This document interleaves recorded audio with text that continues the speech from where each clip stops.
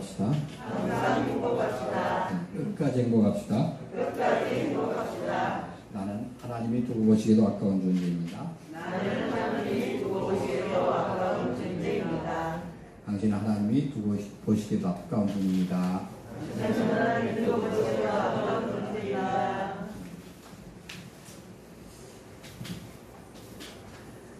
제 태도가 전부다라는 글을 쓴 제프 켈러라는 변호사가 있었습니다. 그분은 자기가 일하던 변호사로 일하던 30살 때 그때 자기 인생의 전환점이라고 얘기를 합니다. 그때 이제 그 무렵 자신은 엄청나게 스스로에게 실망을 하고 있었습니다. 어느 날 혼자 방에서 자신이 도대체 내가 뭘 해야 되지? 인생의 중요한 문제점을 철학적인 문제를 고민하기 시작한 겁니다. 이런 참혹과 불행보다 더 나은 것이 내 인생에 반드시 있을 텐데 난 왜 이렇게 비참한가? 이렇게 소리를 질렀습니다. 우리는 변호사니까 잘 살고 행복한 줄 아는데 그게 아니에요. 그리고 그때부터 태도와 마음에 관한 것에 관심을 기울였습니다. 태도와 마음이 어떻게 되냐. 그래서 매일 동기유발과 책과 강의 테이프를 들은 거예요. 그러다 자신의 태도에 심오한 문제가 일어났는데 마치 사막을 가다 목마른 사람이 오아시스를 발견하면 그 기쁨이 어떻게 했어요? 엄청나잖아요. 기분이 좋아지고 막 에너지가 넘쳐나는 거예요.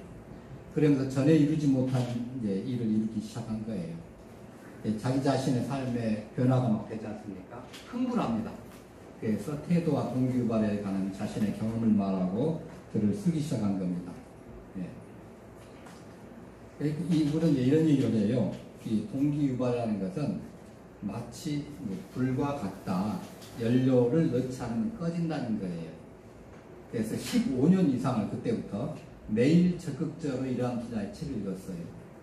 10년 동안 일주일에 3번 정도 동기유발 프로그램을 청취했고 아주 적극적인 그런 그룹의 친구들과 동료들을 같이 큰 꿈을 가지고 일하는 사람들과 사귀면서 영향을 받았어요. 어떤 사람을 만나고 어떤 사람을 얘기하냐에 따라서 그 사람이 달라지거든요.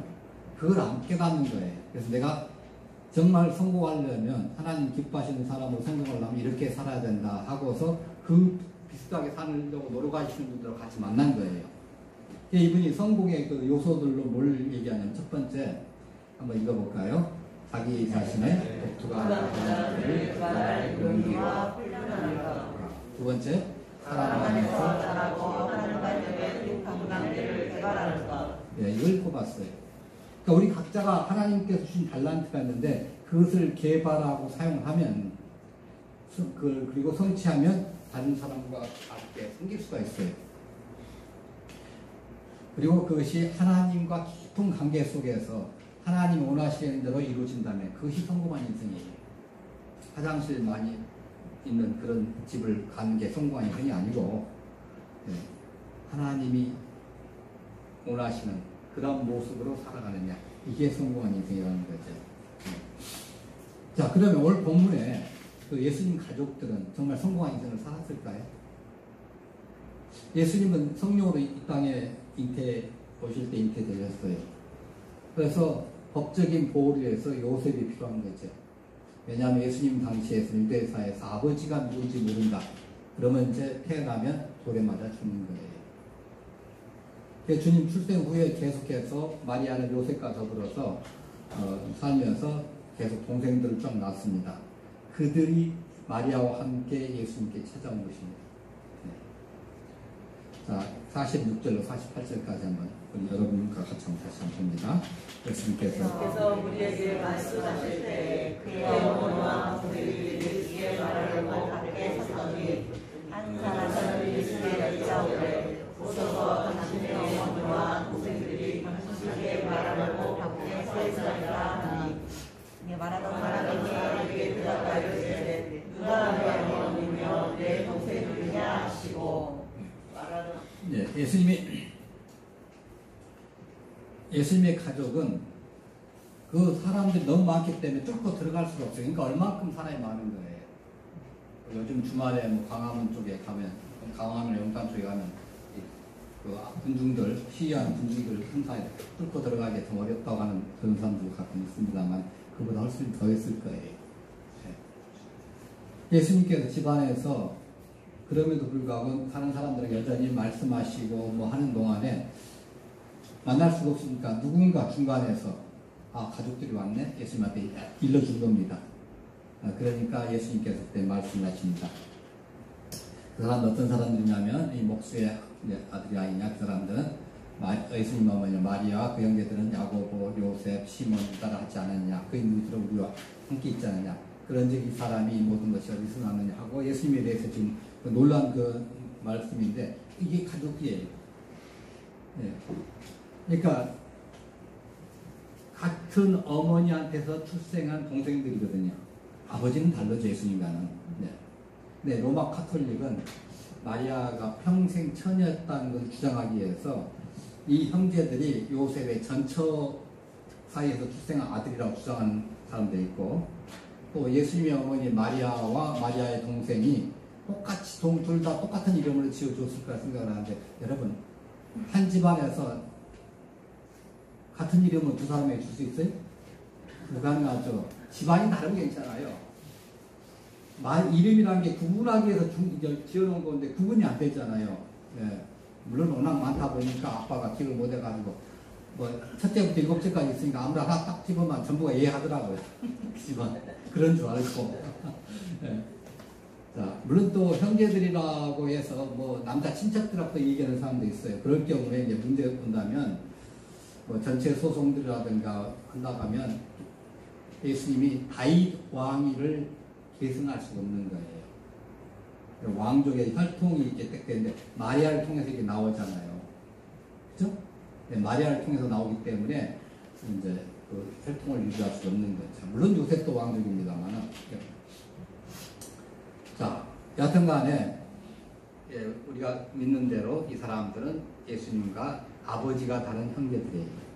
자, 그런데 왜 예수님의 가족이 예수님을 만나려고 이렇게 진지한 노력을 했을까요? 왜 이렇게 만나려고 했을까? 한 4가지 정도 이유를 볼 수가 있습니다.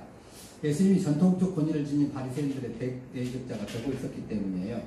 즉 말하자면 자기들이 보기에는 왕이 될 것 같은데 왕이 될 기미가 전혀 안 보여요. 왕이 되려면 어떻게 해야 돼요? 대통령이 되려면 사람들에게 포섭을 해야지 내 사람을 많이 만들어야 하잖아요.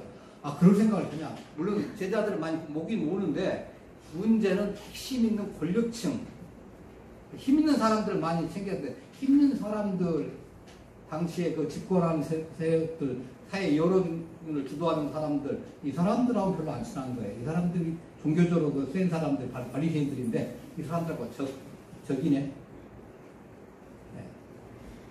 이런 현상이 나온 거죠. 그러니까 이 동생들은 어떻게 하는 거예요? 분명히 왕이될 거라 생각했는데 예수님은 다른 것 같은 거예요. 뭐가 다른 거죠? 예수님과? 카메라로 말하자면 초점이 안 맞은 거예요.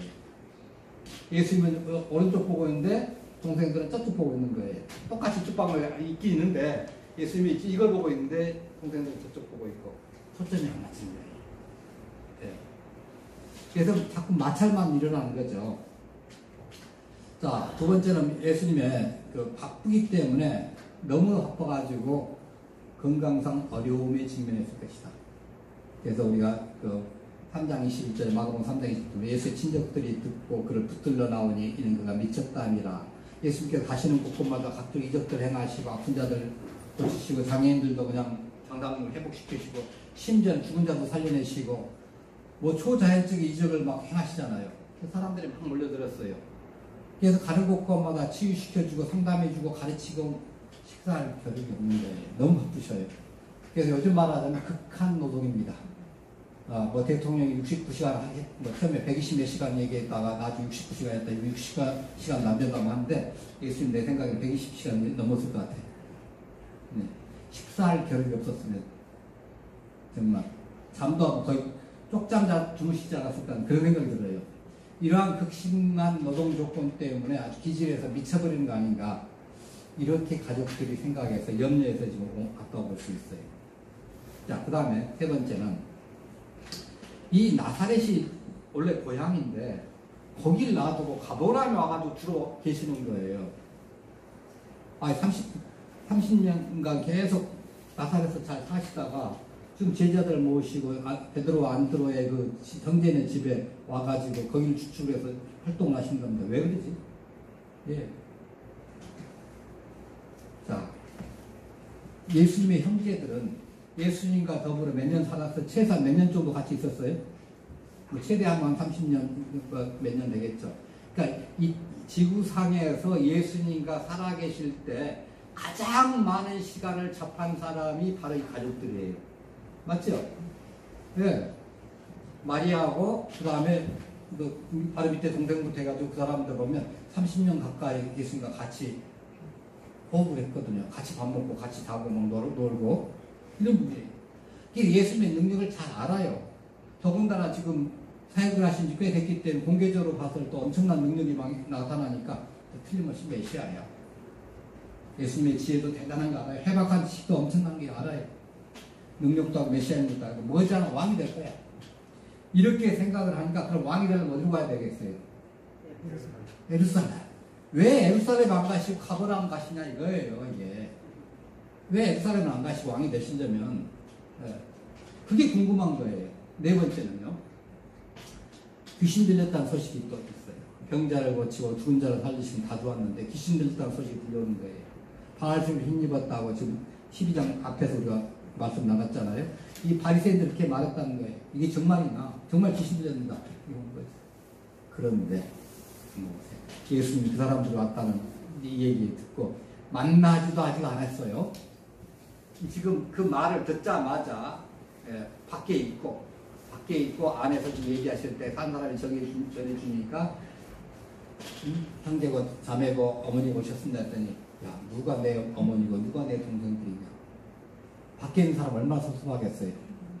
30년을 같이 먹고 자고 했는데 그리고 30년을 키워놨는데 배 아파서 나와가지고 아니 이게 무슨 말이에요.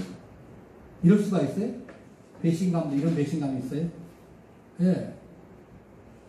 예수님은 하나님의 그 독생자로서 인간의 몸을 입고 이 땅에 오시기 위해서 이 땅에 한 가정을 태어나서 혈연관계를 맺은 게 맞습니다.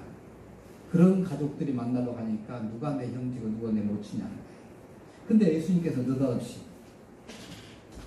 하나님이 호세아서 1장 9절에 이렇게 얘기하시거든요. 너희는 내 백성 한번 읽어볼까요? 여호와께서 너희를 내 백성이 아니요 너희 하나님을 믿지 아니할 것이니라. 네, 이 말이 어떻게 나오는가 여러분이 호세아서를 조금 더 읽어보시기 바랍니다. 네, 호세아의 아내가 불륜을 저질러서 남의 낳았어요. 그러니까 내 이름을 뭐라고 했지? 암미, 로암미. 암미 하면 백성이라는 소리인데 로암미 하니까 내 백성이 아니야. 그렇게 나온 거예요. 그렇죠. 내 가족이 아니야. 바로 로암미 선을 가지고 한 거예요. 왜 손절하는 듯한 이런 말씀을 하셨을까요? 네. 근데 예수님 사실은 어머니와 동생들 그런 혈연관계를 부인하시는 분은 아닙니다. 네. 모친에 대한 효성도 지극하신 분이에요. 예, 어범 19장 26절 보면요. 한번 봅시다. 예수께서 자기의 어머니와 사랑하시는 제자가 그때 주님을 부르시고 자기의 어머니께 말씀하시되 오소서 아들이시나고 또 제자들에게 이르시되 보라 내 어머니라 하시되 그때 그 제자가 자기 집에 모십니다. 왜 이렇게 해서 동생들도 많은데 왜 이렇게 예수님이 직접 그 어머니를 책임지겠어요? 십자가에 지금 자기 돌아가시는데 장남이잖아요. 장남 대단하죠. K 장남 못지 않으시더라고요. 정말.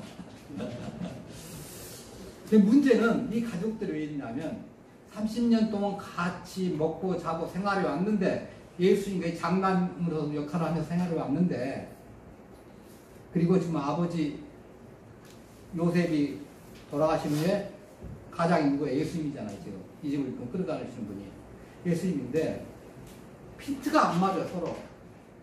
가장으로서 이렇게 하면 거기 줄줄줄 따라와 줘야 되잖아요. 전혀 엉뚱하게 왕자 생각을 갖고 있고 왕이 되면 자기들은 뭐예요? 왕의 동생들 한잔 하겠죠. 예, 한잔 하겠죠. 예, 그런 꿈을 꾸고 있는 거예요. 근데 예수님은 뭘 생각하고 있는 거죠? 십자가야. 죽음과 부활을 생각하고 있는 거예요. 전혀 안 맞는 겁니다, 지금. 그러니까 하늘나라에 초점을 맞추신 예수님에 비해서 이 동생들, 이 가족들의 초점이 너무나 그것에 동떨어지고 현실적이고 세속적이에요. 너무 현실에 가까운 거죠. 예. 그러니까 예수님은 지상생의 초점을 어디다 맞춘 거예요? 십자가예요. 딱 십자가에다 초점을 맞춘 거예요. 하이라이트. 하이라이트. 이것은 창세기 3장 15절부터 약속하신 거거든요. 이거 성취하기 위로 오신 거예요. 근데 동생들이 이걸 안 믿고 다른 꿈을 꾸고 있는 겁니다. 얼마나 참 그러시겠습니까? 가장이 좀 체면이 말이 아니죠, 어떻게 보면. 예. 나이아가라 폭포에 제가 한번 이 이야기를 들려드린 적이 있습니다만, 줄을 탄 보게사가 있었습니다. 그 사람들이 관람객들에게 제가 안전하게 갔다 한 그 시범만 보이고 나서 제 등에 엎혀서 가도 안전할 것 같습니까? 그러니까 관람객들은 다 이해했거든요. 그러면 제 등에 엎혀서 같이 가실 분. 여러분 가시겠어요? 믿음이 없으시네. 딱 한 사람 나온 거예요. 누구예요? 자기 아들. 아들이 나온 거예요. 아빠 등에 딱 엎혀 있으면 안전하게 건너갔다 오는 거예요. 예. 만약에 그 아들이 아빠의 말 듣고도 믿지 못해가지고 순종하지 않았다면 얼마나 그 보게사가 초라하겠습니까? 예. 요즘 말하면 면이 안 쓰죠. 면이 안 써요. 예. 우리가 하나님의 약속을 그대로 믿고 신뢰하면 하나님께서는 그만큼 든든한 부분으로 열심을 받는 거예요. 네. 그래서 하나님을 영광스럽게, 이것이 하나님을 영광스럽게 하나님 믿어주고 하나님 신뢰하고, 네. 우리가 믿는다고 말은 그렇지만 그 보게사한테 자기 몸을 못 맡기는 사람 믿는 게 아니잖아요. 그러니까 우리가 하나님 언약을 듣고 어린아이처럼 신뢰하지 않으면 하나님의 영광을 가리는 거예요. 말로는 믿는다 하면서 못 믿는 거죠. 근데 예수님의 동생들은 예수님을 못 믿는 거예요. 왕이 될 것, 능력을 인정한 거죠. 왕이 될 줄로 믿은 거죠. 예수님의 하셔야 될 일, 이 땅에서 하셔야 될 일, 그것이 정확하게 모를 수 있어요. 그러나 나는 무조건 따라간다. 이게 좀 있어야 되는 게 없는 거예요. 믿어야 할 것, 안 믿고 엉뚱한 생각을 한 겁니다. 인생 카메라의 초점이 예수님과는 많이 엇나간 겁니다. 네. 마태복음 12장 49절에 이렇게 얘기합니다. 하나님의 제자들 가르쳐 나의 모친과 나의 동생들 보라. 이거 보세요. 지금 실제 모친과 동생 어디가 있어? 밖에 있잖아요. 안에서 하는 거죠. 물론 밖에서 이제 쳐다보고 있겠지만은, 예. 자, 정말 예수님의 애정어린 눈빛으로 겸손하게 손을 내밀어 가지고 가르치면서 가족이라고 얘기하십니다. 예수님께서 신앙으로 이루어지는 공동체 안에서 모두가 하늘에 계신 한 아버지를 모신 동일한 가족이라고 말씀하신 거예요. 설사 그 사람들 중에 나약해서 넘어질 수 있죠. 엎어질 수 있고 깨질 수 있고, 예, 잠깐 어긋날 수도 있습니다. 근데 여전히 예수님은 그 사람들도 내 가족이다. 그들을 내 형제라 부르기를 부끄러워하지 않으실 거예요. 자, 로마서 8장 17절 봅니다. 자녀이면 너와 상속자, 상속자요. 그리스도와 함께 상속자니 우리가 그와 함께 영광을 받기 위하여 고난도 함께 받아야 할 것입니다. 예, 하나님이 미리 아신 자들을 또한 그 아들의 영성을 본받게 하기 위해 미리 정하셨으니 그리고 많은 형제 중 맏아들이 되게 하려 하십니다. 그러면 그 예수님이 맏아들이면 그 뒤에 수많은 형제들은 누구예요? 그 안에 우리가 들어가 있죠. 그죠?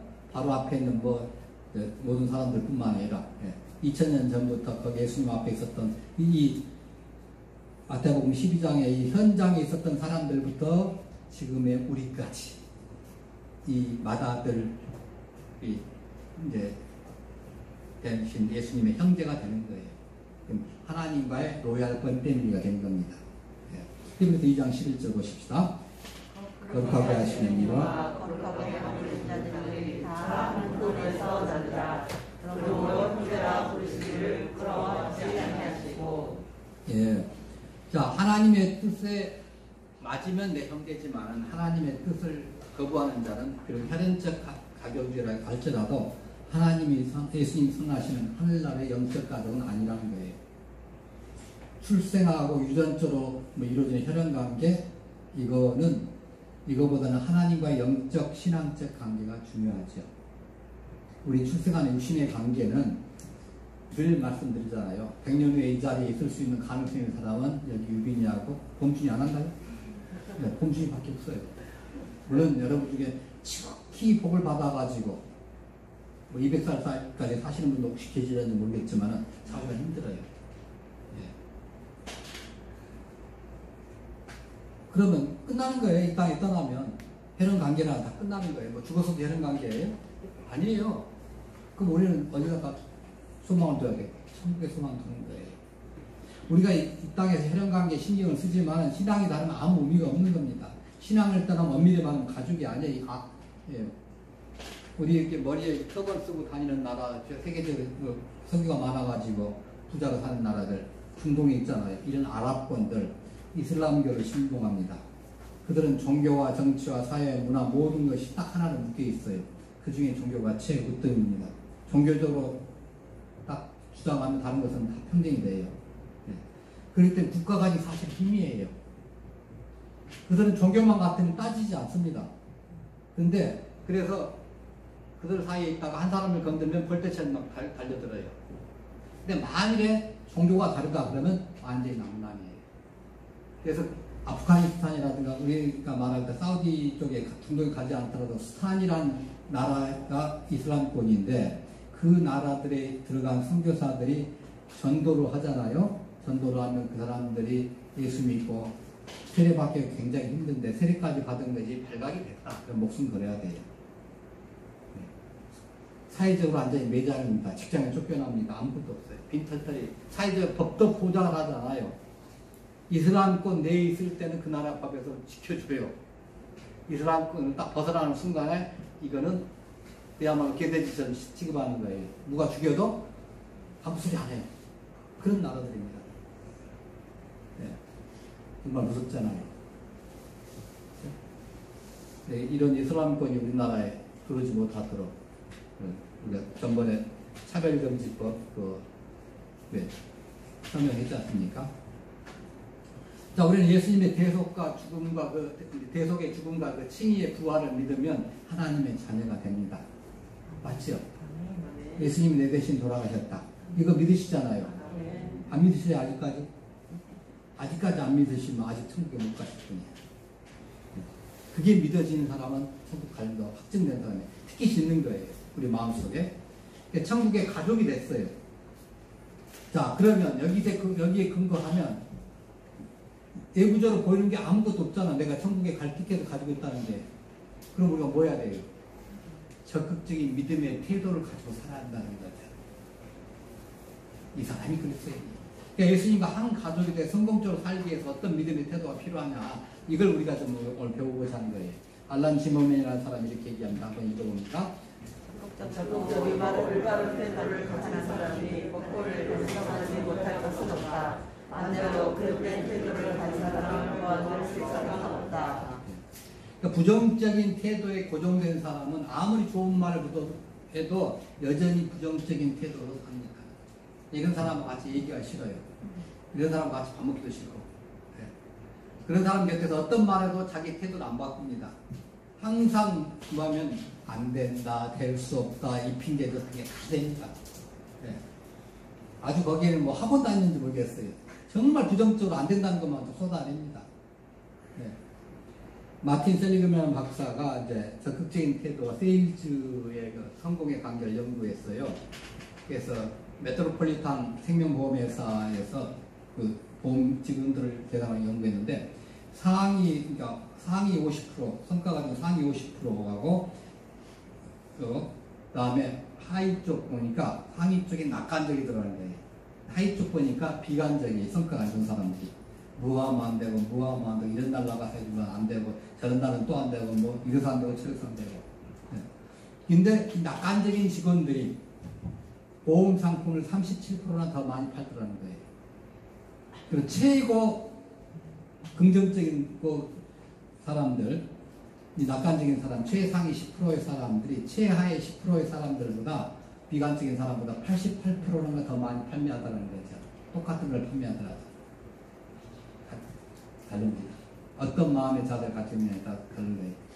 19세기 파괴주자 정치가 찰스 버스턴은 이런 얘기를 합니다. 실력보다는 열정 때문에 성공한다. 이건 맞아요. 우리는 생각할 때 실력이 대단한 거, 예, 그거는 이제 옛날 얘기예요. 옛날 얘기, 지금은 실력보다도 열정입니다. 끝내 가는 거. 이 얘기는 이제 그 어린이주의 쪽에서 제가 조금 많이 해드리려고 합니다.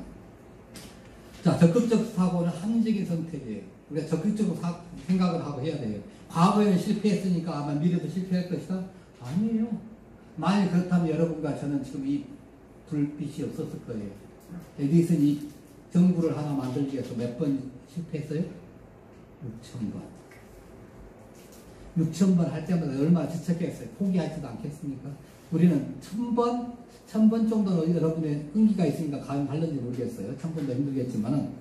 근데 그 조수가 그렇게 따르면 지쳐가지고 이렇게 하자고 또 하고 이렇게 하면 또 하자. 또 실패하니까 야, 실패가 뭐냐? 이러면 안 된다는 거 내가 배웠지 않냐? 이건 실패가 아니다. 성공으로 가는 거 그 길이다. 이렇게 하면 안 된다는 거 해놨으니까 그러면 또 다른 방법을 하다가 또 안 된다. 그러면 길이 점점 좁아지면 이 길이 나고 찾아가면 될 거 아니에요. 그래서 성공한 거예요. 네. 그러니까 과거에 실패했으니까 앞으로도 실패할 것이다. 이거 생각은 논리적이도 않고 한지기도 않습니다. 그렇게 생각하는 사람은 해보지도 않고 안 된다고 말을 해요. 오죽에 쓰면 현대그룹 고정주영이랑 이런 말 했어요. 유명한 말입니다. 무슨 말? 해봅시다. 옆 사람에게 인정. 해보지도 않았어? 해보지도 않고 그냥 안 된다고 하는 거예요. 태도는 각자의 선택입니다. 누구도 부정적 태도나 긍정적 태도를 뭐 강제로 막 주입하지 않아요. 이런 태도는 스스로 선택하는 게 내가 부정적인 태도를 가질까, 긍정적인 태도를 가질 것인가. 목사님 메시지를 이렇게 딱 하면 그 메시지를 내가 100% 믿고 순종할 것인가. 아니면 그냥 팔짱 끼고 겉으로는 얌전한 척 있지만 속으로는 그냥 빗장 딱 걸어다 남기고 목사님 하세요. 저는 그냥 잠잘납니다. 하고 영적으로 중심했습니까? 네. 어떤 태도를 취하는 자가 예수님의 가족일까요? 자, 50절 봅니다. 누구든지 하나님이신 내 아버지의 뜻대로 하는 자가 내 형제요 자매요 어머니이라 하시라. 아멘. 이 누구든지라는 말은 천국이 개방되었다는 말이에요. 무한하다는 말이죠. 네. 그러니까 성부 하나님을 중심으로 이루어지는 영적 가족의 빈부, 지역, 문화, 사회, 사상, 계급, 인종 아무 차이 없이 그리고 현재부터 영혼까지 영원한 세대이기까지 그 대상이 확대될 수 있죠. 이게 온 우주의 주인이고 만유보다 크신 분이 바로 누구예요? 우리 아버지예요. 근데 이 누구든지는 무조건 개방성만 띈 것이 아니에요. 여기는 철저한 제한성과 배타성이 들어가 있어요. 그 뒤에 말자 하늘에 계신 내 아버지의 뜻대로 하는 자. 예. 그러니까 하늘에 계신 내 아버지의 뜻 행함과 동참하는 자는 절대적인 제한이 있습니다. 누가복음 8장 21절에 보면 하나님의 말씀을 듣고 행하는 자라고 얘기합니다. 주님을 따른 성도들은 모두 하나님의 권속들이고 믿음의 식구들이에요. 에베소 2장 19절 보면 그러므로 이제 너희는 외인도 아니요 나그네도 아니요 오직 성도들과 동일한 시민이요 하나님의 권속이라. 누구한테 얘기하는 거예요? 지금 유대인이 뱃속에서부터 하나님의 말씀을 듣고 들었던 이 사도 바울이 지금 누구한테 하는 거예요? 바울이 예수님을 전해주기 전까지는 정말 인생을 개판으로 샀던 이방인들이에요. 하나님을 알지도 못하고 그야말로 엉망했던 사람들이에요. 삶이. 예, 삶이 정말 엉망이에요. 그런 사람들에게 뭐라고 해요? 오직 성도들과 동일한 시민이요 하나님의 권속이 뭐예요? 내 식구라는 거예요. 이 전까지는 남남이었지만 지금 그리스도 안에서 내 식구라는 거지. 갈라디아 6장 10절 봅니다. 그러므로 우리는 주의 일에도 모든 일에 착한 일을 하되 더욱 믿음의 가정들에게 하시리라. 예, 이거 뭐예요? 예수님의 지금 12제자에게 한 얘기가 아니에요. 그 동네 사람 갈라디아 지방의 사람들에게 얘기하는 거예요. 거기 있는 사람 누군데 똑같은 이방인들이에요. 예수님 전혀 모르고 하나님도 모르고 여호와의 이름 들어봤는지도 모르겠어요. 근데 가서 복음을 전하니까 그들이 뭐 다 받아들이는 건 아니지만 사람들이 받아들이는 사람이 있어요. 그 사람들이 뭐예요? 믿음의 가정이라고 그러잖아요. 믿음의 가정. 아주 아버지의 뜻을 행한다는 것은 어떤 의롭고도 선한 일을 아주 그런 선임을 많이 한다 이런 뜻이 아닙니다. 예수님을 믿고 그의 뜻을 따라 하나님 나라의 완성을 위해 예수님을 거예요. 이게 아버지의 뜻을 행한다는 거예요. 왜 이걸 정확하게 하셔요?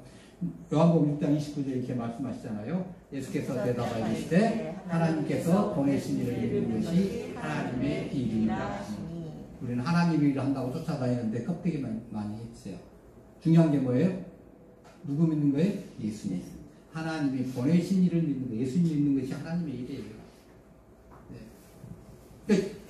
우리 여기 와서 예배 드리는 거, 이거 하나님의 일입니다. 굉장히 중요한 일이죠. 예수님의 가족들은 예수님의 십자가를 지시고 모든 사람의 죄를 용서하시기 위해 십자가를 지시고 그리고 3일 밤낮을 무덤에서 지낸 후에 부활하실 거, 이거 안 믿은 거예요. 십자가를 부인하고 있어요.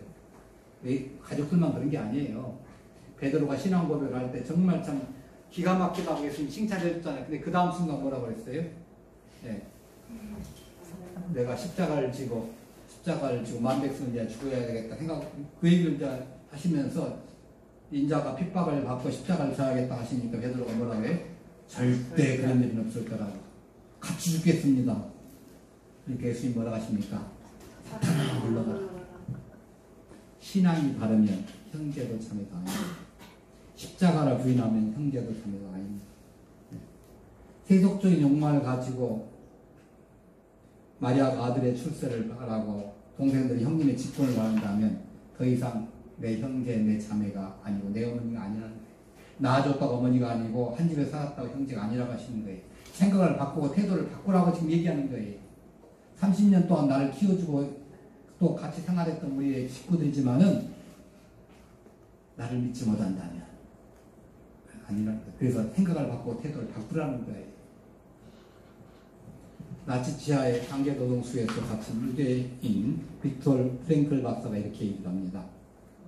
자, 같이 읽어봅니다. 우리가 상황을 바꿀 수 없을 때 우리는 우리 자신을 바꿔야 하는 상황을 바꿀 수 없다고 주저앉으면 끝나는 겁니다. 근데 우리가 바꾸면 되지. 아예 돌이 있어요. 걔가 돌이 있는데 내가 그걸 치우려다 못 치웠어. 그러면 어떻게 해야 돼? 돌아가면 돼. 그잖아요. 아, 앞에 돌이 있네 하고 주저앉아서 안 가면 어떻게 해야 되죠? 못 가는 겁니다.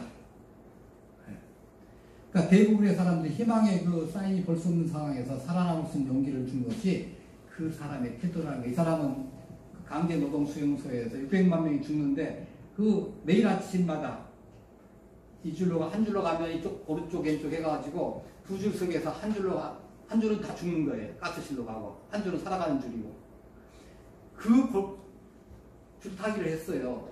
살아남은 거예요. 뭘로? 적극적인 태도로. 이 말을 한 거예요.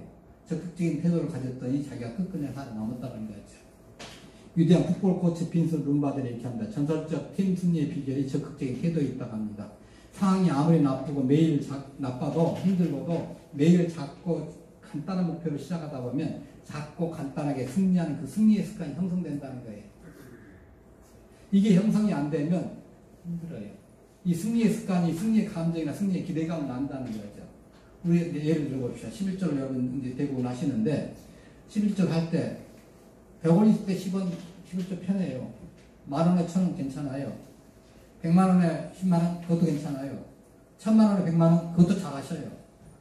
1억에 1000만원 한다면 믿음이 있으신 분들은 잘하실 겁니다. 근데 믿음이 조금 마음에 좀 있을 거예요.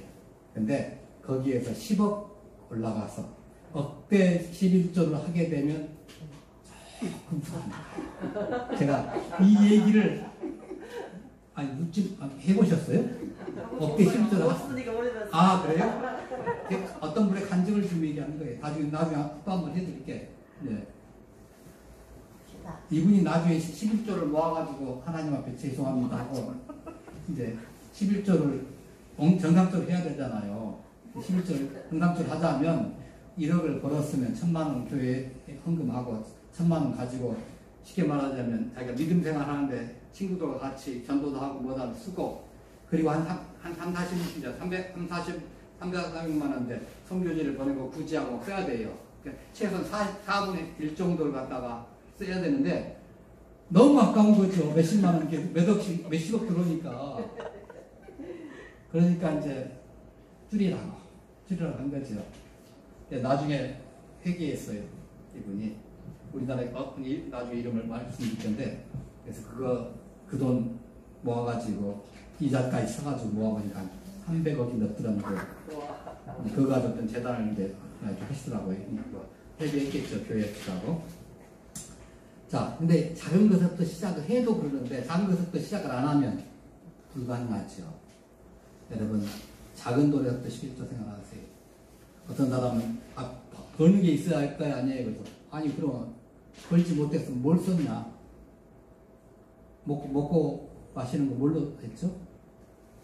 하나님 주신 거 아닌가요? 예. 적극적으로 생각하세요. 주기철 목사님이 핏발받고 감옥에 계시는데 부인이 와서 믿음을 격려합니다. 예. 그 자매들만 한번 같이 읽어볼까요? 감옥에서 당신이 사랑하면 내 남편이 아닙니다. 가족 걱정하지 마세요. 내가 자식들을 드릴 것입니다. 이 부인이 처녀로 시집 왔습니다. 어떤 분에게 자식들이 있는 이 목사님한테 와가지고 죽으면 처녀로 데려다가 전처 자식 맡겨놓고 숨겨버린 것이 대단해요. 얼마나 황당해요. 만일에 그러면 어떡합니까 하고 숨겨 못하겠다면 얼마나 끔찍하겠습니까? 근데 숨겨하세요. 내가 책임지겠습니다. 적극적인 믿음을 가지고 있는 거예요. 우리의 삶 가운데 가장 중요한 것이 십자가 신앙입니다. 부활 신앙입니다. 영생을 지향하는 확실한 믿음을 가져야 돼요. 이럴 때 형제자매입니다. 무엇보다 중요한 건 신앙이에요. 부활 신앙이에요. 그런 신앙을 가질 때만이 아내도 되고 남편도 되고 하는 거예요. 자식도 되고 부모도 되고. 믿음의 태도는 평생을 계속해서 배워야 돼요. 한순간 내가 그럴 때가 있었지. 안 되는 거예요. 적극적인 태도는 평생토록 발전하고 성장했다는 이런 아주 강한 갈증 같은 거죠. 레오나르도 다빈치 우리 다 아시죠? 그 유명한 말이 있습니다. 같이 한번 봅니다. 쇠는 안 쓰면 벽에 쓸고 우는 교인은 쓰는다. 정신도 활동하지 않으면 할례이 나간다. 자, 영적 가족이 되려면 하나님이 원하시는 대로 하나님 뜻대로 행하는 자라야 한다는 말씀을 듣고 예수님의 가족들은 과연 그렇게 살았을까요?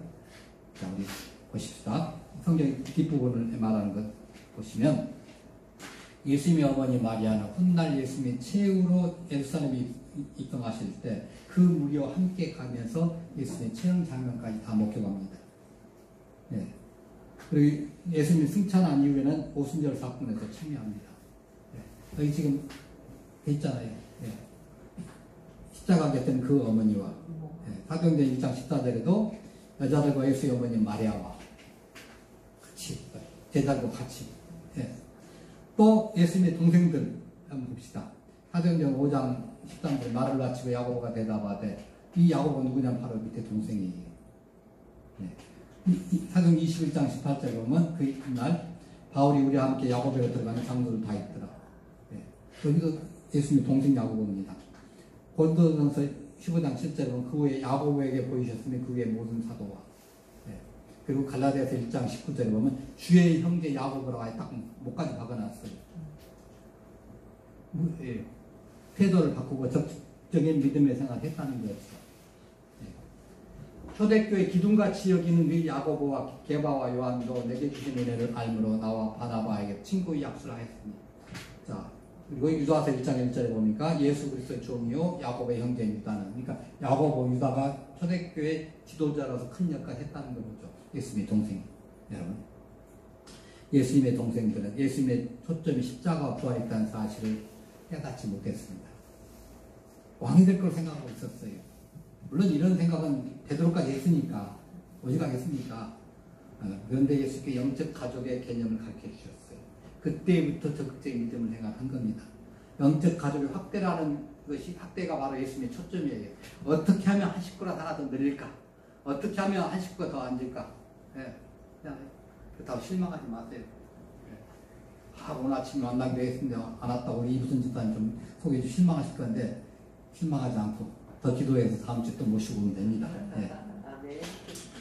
자, 근데 이 동생들도 그렇고 이 어머니도 그렇고 괜찮습니다. 예. 이 적극적인 태도로 예수님 말씀 듣고 그대로 실천하며 살았어요. 성공주의 일생을 살았잖아요. 예, 그러다 하나님께 부름받은 거예요. 하늘에 계신 내 아버지의 뜻대로 성공적으로 살다가 마지막 날 자랑스럽게 천국 가기 원하십니까? 아멘. 예. 그럼 지금부터 당장 실천 가능한 작은 거라도 작은 일부터 적극적인 태도를 보세요. 적극적인 태도의 비결은 반복에 있어요.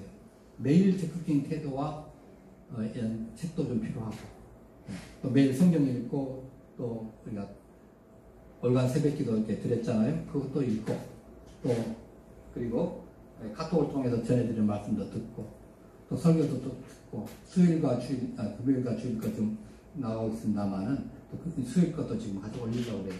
들으세요. 네. 자꾸 들어야 돼요. 네. 들어야 여러분들이 믿음이 굳건해져요. 현대 심리학자 윌리엄 제임스 박사 이렇게 얘기합니다. 미루는 것이 태도의 자연적인 암살자이다.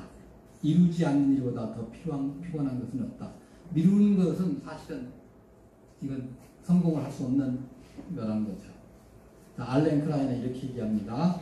당신의 태도는 당신의 세계를 칠하는 크레용파스입니다. 당신의 그림을 회색으로 계속 칠하면 당신의 그림은 항상 희미해질 것입니다. 유머를 포함해서 그 그림 밝은 색을 칠하라고 노력하면 당신의 그림은 밝아질 것입니다. 네. 심리학 교수 에이미 모림이 이렇게 얘기합니다. 같이 읽어봅니다. 정적된 사람들과 시간을 보내는 것은 좋은 기분을 망치는 지름길이 될 수 있습니다. 그의 비관적인 감정과 오르내도가 우리의 무기를 나타내시고 우리의 기분을 바꿔놓습니다. 부정적인 사람이 당신의 정서를 상황으로 허용하는 것은 그에게 당신의 삶을 주관하는 너무 많은 힘을 주는 것입니다. 당신의 태도를 스스로 선택할 수 있게 의식적으로 노력하십시오. 네. 자, 미국의 억만장자 사업가 리차드 드봇은 이렇게 말합니다. 부정적인 분위기가 당신이 살거나 일하는 것에 꽉 차있다면 자리를 옮기라고 얘기합니다. 그리고 당신의 목표와 최고의 이익을 공유하는 적극적인 태도를 가진 친구와 사업가 이런 동료 이런 멘토를 찾아서 그들과 같이 떠나고요. 왜냐하면 그 사람들이 우리를 인정을 바꿔줄 거예요. 그 사람과 같이. 부정적인 사람과 같이 있으면 나까지 같이 부정적으로 됩니다. 내가 그 사람을 긍정적으로 만들지 못하는 한 같이 부정적이 돼요. 자, 그리고 지금 인생 카메라 초점이 여러분의 인생 카메라 초점 예수님과 같습니까? 아닙니까? 예수님과 초점이 다르다면 이제는 바꿔야 돼요. 적극적인 태도로 예수님과 초점을 맞춰야 돼요. 성공적인 인생을 살려면 예수님과 초점을 맞춰야 성공적인 삶을 살아갑니다. 당장 눈에는 안 보이지만은 믿고 말씀 그대로 행하는 적극적인 믿음의 태도로 살아갈 때, 하나님과 좋은 관계를 맺고 하나님 안에 살아갈 때 우리 인생은 성공할 것입니다. 우리 몇 가지 기도 제목을 기도를 하십시다. 주님께서 계속하여 주신 분밖에 하시니 감사합니다. 주님 말씀 들은 대로 실천하면서 살게 하시니 감사합니다. 하나님 나라에 초점을 맞추고 살게 하시니 감사합니다. 평생토록 주님과 같은 방향을 보며 살게 하옵소서. 성함 열방제자 공동체가 하나 되게 하옵소서. 복음으로 무장된 제자를 열방에 보는 공동체가 되게 하옵소서. 성함 열방제자 공동체를 통해서 사도행전 선교의 역사가 나타나게 하옵소서. 이 시간 같이 결단의 기도를 같이 올립니다.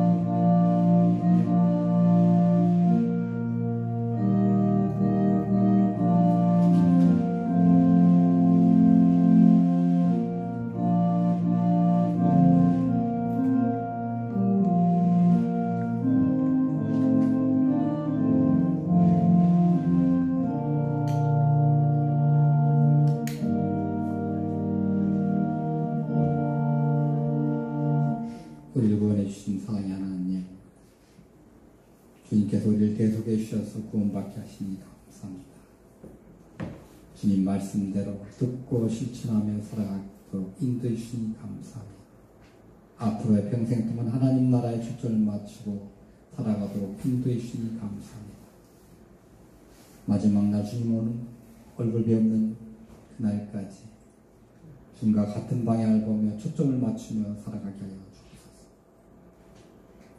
성함 열방제자 공동체가 복음으로 하나 되게 하시니 감사합니다. 복음으로 무장된 제자들 열방에 보는 공동체가 되게 하여 주옵소서. 이 공동체를 통해서 사도행전적 선교의 역사가 나타나게 하여 주옵소서. 하나님 이번 한 주간 우리들의 발걸음을 지켜주셔서 가야했고 가게 하시고 가지 말할 것 가지 않게 해주시며 만날 자를 만나게 하시고 만나지 않을 자를 만나지 않게 해주시며 우리들의 손을 지켜주셔서 해야 할 일 하게 하시고 하지 않을 일 하지 않게 해주시며 우리들의 눈을 지켜주셔서 봐야 할 것만 보게 하시고 우리들의 귀를 지켜주셔서 들어야 할 것만 듣게 하시며 우리들의 입술을 지켜주셔서 해야 할 말 하게 하시고 하지 않을 말 하지 않도록 제가 먹여주시며 우리들의 식욕을 지켜주셔서 먹어야 할 것 먹게 하시고 먹지 않을 것 먹지 않도록 하여 주시며 우리들의 마음과 생각과 뜻을 감찰하여 주셔서 우리 일생 중 가장 행복한 한 주로 기억되게 하여 주옵소서. 다시 오실 예수님 이름으로 기도하옵나이다. 아멘.